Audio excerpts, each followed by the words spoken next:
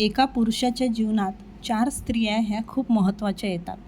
पहिली म्हणजे त्याची आई, दुसरी म्हणजे बहीण, तिसरी म्हणजे बायको जिच्याशी त्यांचं लग्न होते, चौथी आणि शेवटची स्त्री म्हणजे त्या पुरुषाची मुलगी. कोणत्याही पुरुषाने आईचं, बहिणीचं, बायकोचं जेवढं ऐकलं नसेल ना, तेवढं तो त्याच्या मुलीचं ऐकतो. मुलगी झाल्यानंतर त्या पुरुषातला वाईट माणूस मरतो. कशालाही न घाबरणारा माणूस, त्याच्या मनात भीती निर्माण होते. त्याच्यातला चांगला आणि प्रेमळ माणूस बाहेर येतो.